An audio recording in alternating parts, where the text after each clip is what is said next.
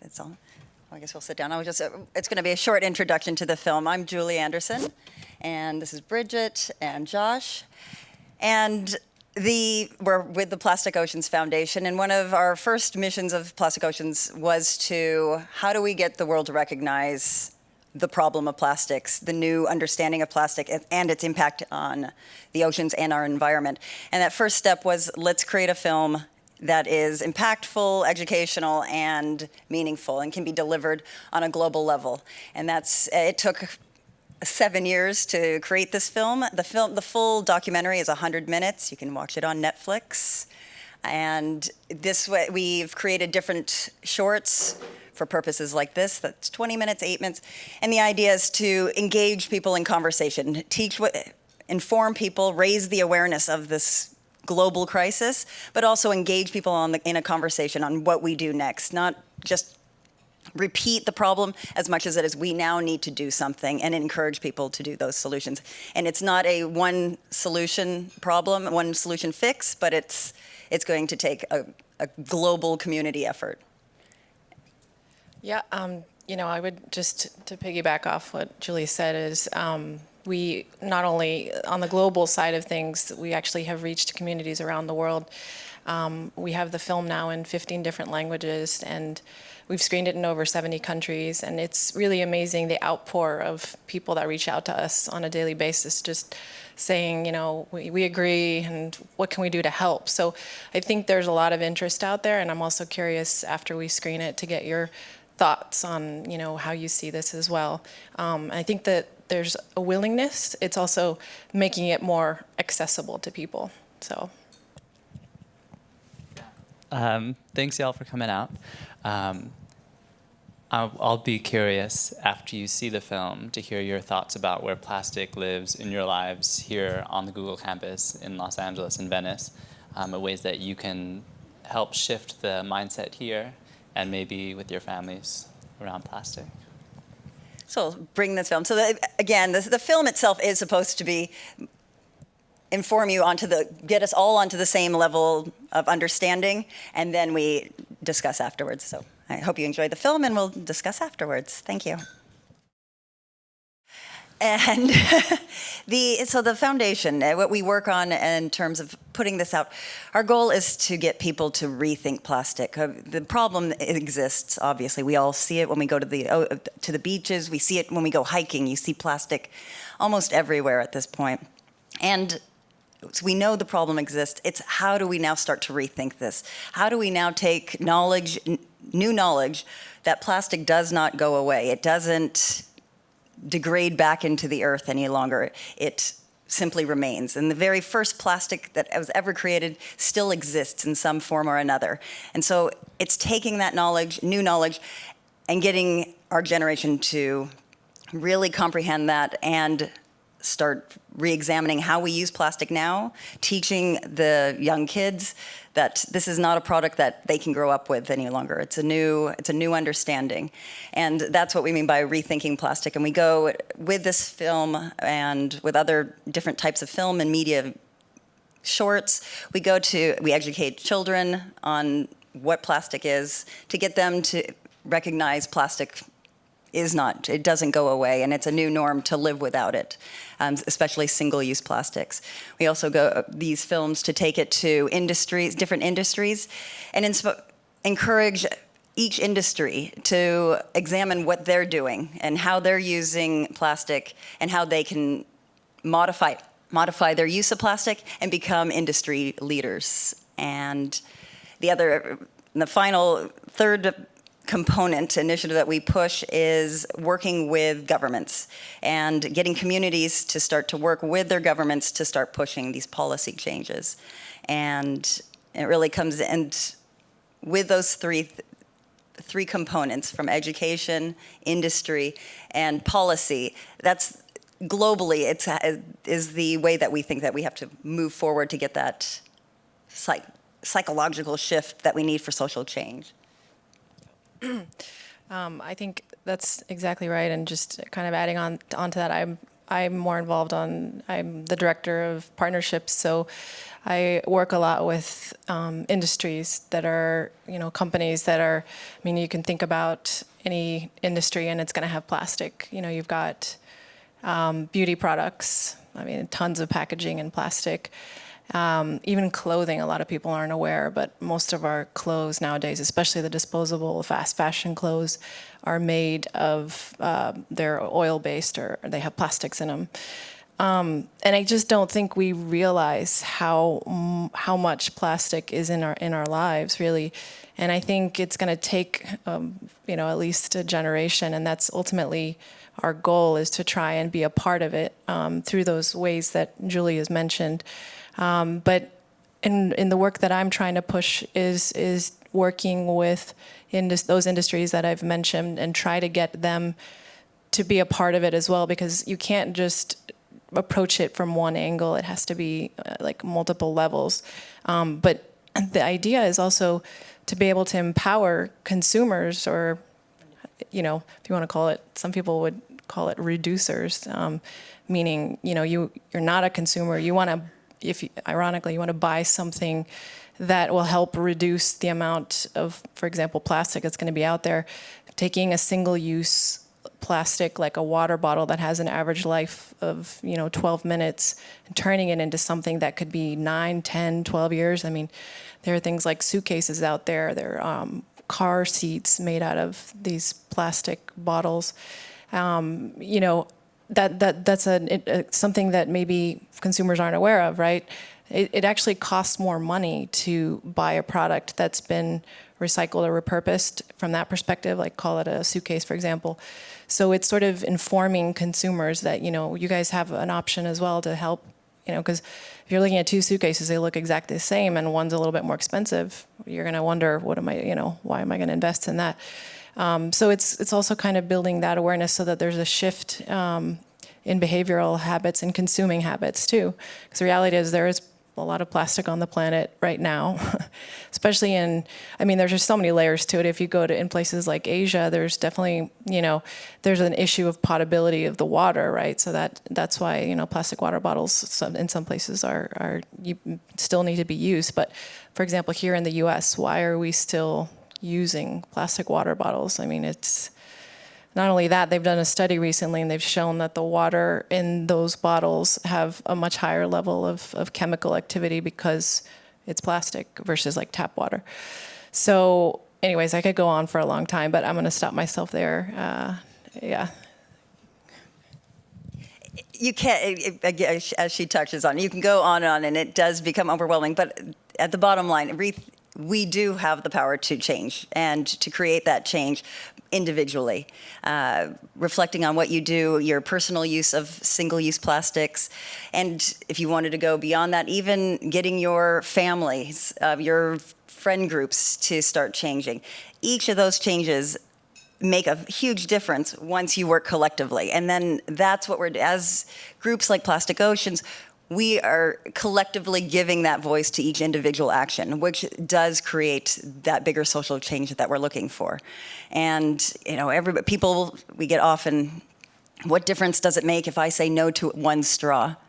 Well, one straw, it's insignificant. One thing I say is, it's like 1 penny. 1 cent may be insignificant to one person, but if you collected 1 cent from everybody in the United States, it's a little over $3 million. All of a sudden, those individual changes, that change, becomes something significant. Now you add that to, on a global scale, we're talking about a movement that actually does create a new future for us, and a better, positive future.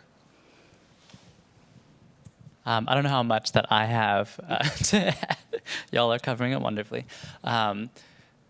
What excites me is the power of this film and the shorter versions that we've circulated to get folks to communicate with one another about what they can do. Because we can come up with a bunch of ideas, but our power is getting this out to folks like yourselves who are connected to different industries, and get y'all thinking about what you can do, how you can collaborate with your colleagues or with other people who you know about making some kind of change. And even if that's just raising awareness so that you can continue that brainstorming together for that collaboration for change.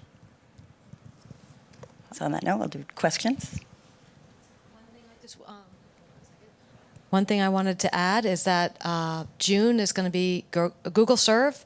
We already have a couple of projects set up that are very much in line with the kind of work that you do. One is with Chrome Alliance. I was trying to remember the name. They actually changed their name, but they're still on our website registered as both Sea Change Foundation and Chrome Alliance. And we also have the Bayona Creek cleanup projects. So if you're feeling very motivated, I'm sure you are after that, then definitely sign up. We just had an email come out today about Google Serve, and I know we'll have some internal communication coming from our own LAX leads. And the website is go Google Serve-LAX for you to go look at the projects and sign up for some of these projects. And I hope at least next year we can also set something up with your organization as well. We were a little bit late on the timing this year, but next year we'll do that. If anyone has any questions, I can throw things at you.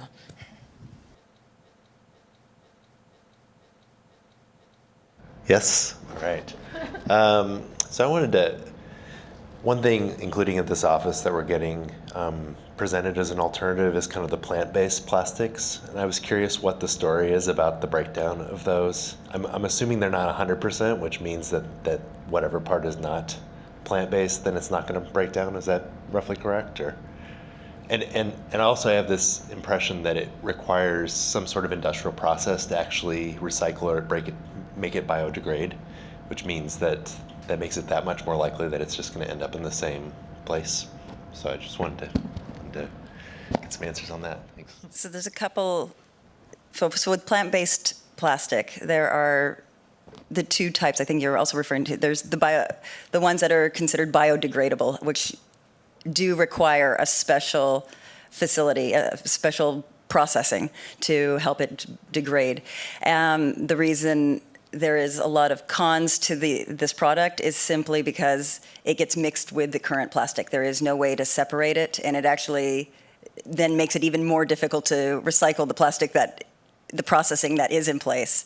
And there are very few cities that actually have the biodegradable facilities in place, and it costs more. So that's one of the cons. In terms of other plant-based plastics, that the problem with those is that, as you mentioned, they break down in the same way, and it can take decades, and there is no way. And ultimately, it does end up in our landfills. It ends up in water systems, and you then have the same problem with animals eating it, where it then ends up in their stomach, where they can potentially starve to death because of it blocking their systems. So, does it leach as much chemicals? No, but you still have all of the microplastic problems and the visual waste that ends up surfacing on our coasts. So that's why we go back to single-use plastics. Do we really need to create this much waste to begin with? Can we just have a regular cup or a reusable bottle instead of finding a new material to create the same amount of waste? We're just creating far too much waste that we can't handle. I mean, we're focused on plastic because it is such a ubiquitous substance that's used, but we use all types of materials that we need to figure out how to handle. Thanks for asking that question, Tom, because that was one of my questions too. But I just kind of wanted to ask about the actual effectiveness of recycling, right? Because in LA we have our blue recycling bins that we can throw all our plastic and metals and paper into, but it's just this sort of magic bin that, I don't know exactly what happens on the other side, and I'm often left wondering with some little bit of plastic, like, if I put this in the bin, is it actually going to end up in some new product, or is it just going to end up in the landfill, right? So. Here in Los Angeles, we have the best recycling in the sense that there are 7 grades of plastic recycling, and there is aluminum and paper and glass. And it's rare that cities have all forms of recycling. So LA is good in terms of having all of these forms of recycling processes, but only approximately 10% is actually recycled of all of our waste. and of recycled waste. The other 90% does end up in landfill.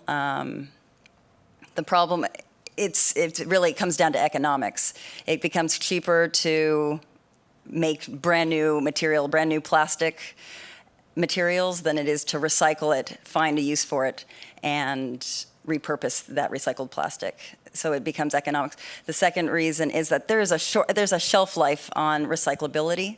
So your plastic bags or the cheaper plastic, the thinner plastic water bottles, you can only recycle them so many times before they degrade to an unusable material.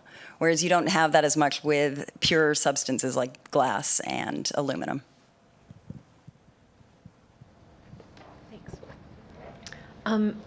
Sort of piggybacking on that question. So you mentioned that you work with governments without opening a gigantic can of worms. I'm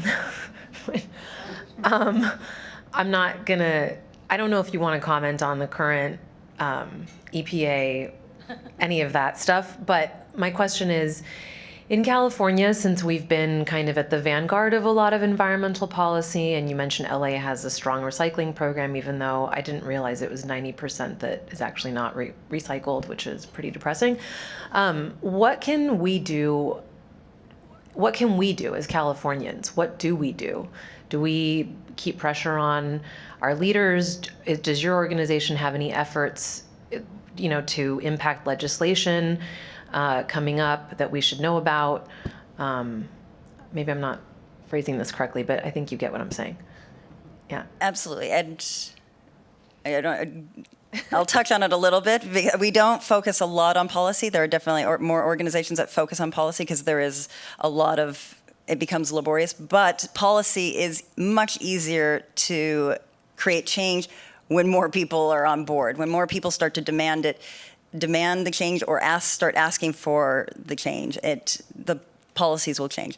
And here in LA, we have the new big policy changes in Malibu that is implementing plastic-free restaurants. So I can't remember exactly now the number, but it's over 50 restaurants that will no longer serve plastic utensils, plastic straws, and other plastic materials, which is amazing. Yeah. The second thing, where we're going to have to push is the enforcement. What does one do if a restaurant is serving plastic? Are we going to call 911 and have them arrested? Right. Probably not. Right. But so it really comes down to the consumer to really say, why do you have this straw? And it does make one feel like an eco warrior going into a place and saying, why do you have this straw? I demand something else. And that would be, we're always encouraging people to be that eco warrior and stand up to do it. If not, this is where organizations like us go in, and we put the pressure on them to follow up and to use media, social media, to put that pressure on them to continue in that direction. And that does tend to follow, trends like that follow. Great, thanks. Can I ask one more thing? On the partnerships front, one thing that, I feel like the tourism industry and amusement parks and you're all nodding. Every time I see that, I'm just astounded by the amount of waste and the lack of recycling bins around and that kind of thing and all the single-use plastic. So I wonder if you work with them at all, and also with companies like Amazon who are doing same-day shipping, and there's tons of waste around that, but people seem to be using it more and more all the time. So that's all. I'll stop now. Sorry. So no, that's a great point, and we're sort of slowly tackling it one industry at a time. So, but that is something that's on our radar as far as just if think about amusement parks or venue spaces in general, concerts. That's a ton of things. I know of some venues that have throughout the country that are saying they're taking baby steps and they're saying, okay, no more plastic straws. But there's a lot more that can be done, and that's a really valid point, and it's definitely on my short list. So yeah. Thank you for what you're doing. But there is change. I mean, there are people doing things. You can look at events, music events, big music events, you'll go and you see more and more often, you'll see refill stations. And you go to airports, you're starting to see them. So these are the changes that when people are starting to use them, they're starting to put more of them in there. And the problem is overwhelming if you look at all of the different levels of problems that there are. But on that change, don't underestimate the power that each of you have in order to create that change. Putting in refill stations in each office makes a huge difference. If they stop selling, if every office in LA would stop buying individual plastic water bottles, it makes a huge difference. Getting rid of the plastic bags and starting to use reusable. These make big difference, and companies start to recognize these trends, and they create the new materials, the new products, and that's where the change comes about. And the consumer has a huge amount of power when it comes to how you spend your dollar. They will make it. They will start delivering what you want because of they want your money. So, don't underestimate each individual problem. And this is where what we do in terms of finding these partners, who are the industry leaders, where are these individuals, these small community groups, what are they doing? And there are people that are in small towns in Chile, in Colombia, in India, that are they're making change within their communities. And then that voice becomes a powerful voice within the community next to them. And this is how change comes about. I use the example of smoking often. I don't know if anybody remembers. It wasn't that long ago, 20, 30 years ago, you could smoke on airplanes. You could smoke in some hospitals in the US still. 20 years ago, you could still smoke in almost every restaurant and bar in New York. Today, I have a 7-year-old son who finds it weird when he sees somebody smoke. It is a new norm. It is not a norm any longer for him. And that was within one generation of creating that. And it was one by one, pushing the science, getting people to understand the science of secondhand smoke and first-hand smoke and smoking. And little by little, policy changes. People demanding, I don't want to eat in a restaurant that smokes. I don't want to go to a bar that smokes. And those changes came about. Policy changes came with that. And the same thing can happen with plastic. I think for myself, one of the most exciting things about this work is communicating with folks who are in waste management, who are in product design, folks who are doing packaging, and even folks who are running programs at schools, so that the students can watch the film and then have a brainstorming session, ideation session, where they get to talk with the administration, they get to talk with the folks who manage the facilities and consider all the plastics that are a part of daily life, and then cut out some of it. Make that a big conversation.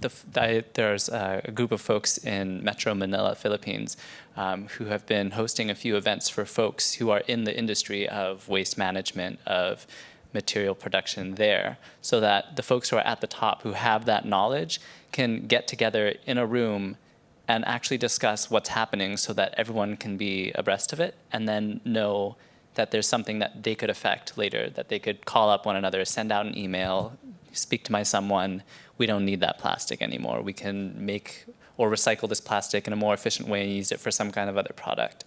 What's amazing is that I don't have to know how any of this works.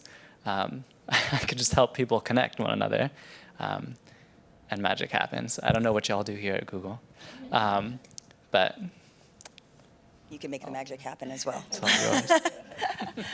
I have a question about burning trash. So over the years, there's been articles about how much Sweden burns of their trash. Like they burn almost entirely all of their trash. And my impression of that was always that would lead to some pretty toxic off gases. But it's still touted as environmentally sound as an approach. Do you have any thoughts about trash burning? I mean, I know reducing overall the amount of trash in general is the first step, but it's another step to deal with maybe burning it. I don't know. Is that a possibility? So the first solution that we push is to simply reduce your plastic use, reduce your trash consumption. And trash producing there. The second, what we then call, there is all this trash that is in existence, all the plastic that is currently in existence. What do we do with it? We don't know what we do with it. So things like waste to energy, burning waste, burning plastic. We call these bridge solutions. How do we get from all this mess that we've created until we can figure out the perfect solution of, I'm sure that people are working on technologies to how do we keep the chemicals away from getting into the air? How do we burn it so that it's efficient? And it's not perfect, but it does take care of the mass amount of plastic that is in the environment, that is not going away, that is degrading. How do we control that before it gets even more out of hand? Right. Yeah, I just want to jump on that.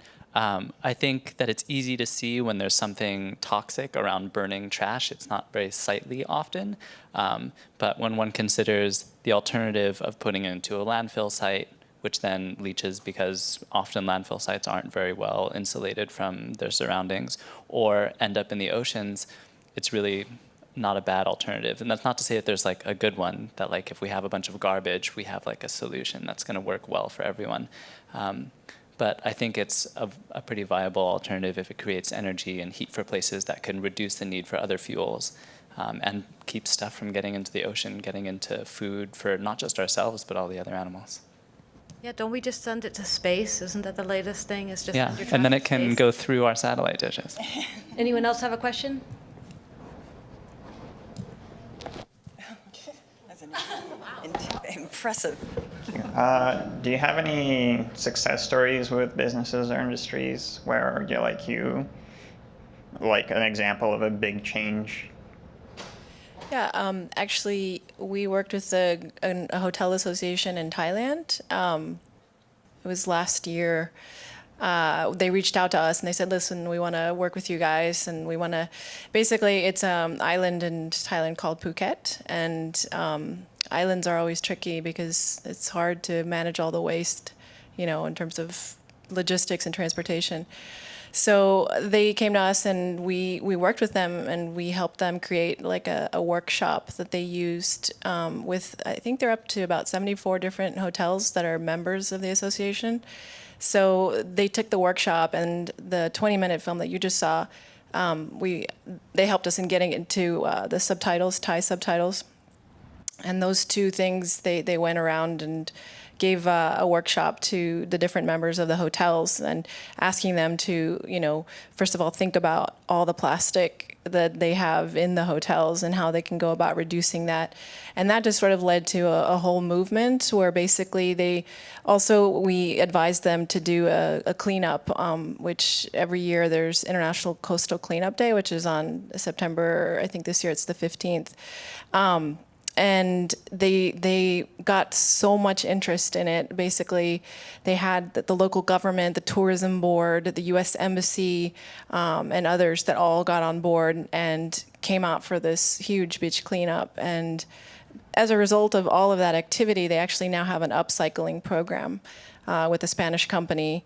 They're called EcoAlf. And so I would say that was probably the first real big, in terms of numbers and in terms of just awareness and really getting entrenched in an industry that really, tourism and travel is probably one of the biggest offenders, right? So I would say that was our first big home run, for me at least, yeah. And it started off small. Again, we went in there to educate internally. Some often within the industry, they don't understand how much waste they're consuming. But by educating internally, starting off with a couple of hotels, that did expand to the 75, which they are now all part of the UN Clean Seas program, which is now they're taking that same education program and bringing it to other hotels in other countries that are part of the UN Clean Seas program, which that's that trickle-down effect of starting in one small island in Thailand, and now it's being brought globally to where other hotels are starting to listen. And it makes them question, how are they managing their waste internally?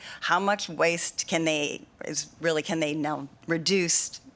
And a lot of times it becomes a cost savings to them by just looking at the plastic products that they offer.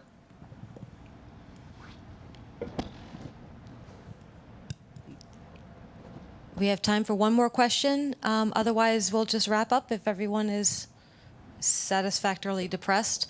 One thing I wanted to say about the beauty products and how that ties into the hotel industry is I stopped using any of the little freebie containers at hotels. I bring my own. I have my own reusable 3-ounce containers for hand cream and shampoo and conditioner, and I bring those with me. I bring my own soap with me. These are some steps that you can take in your own personal life.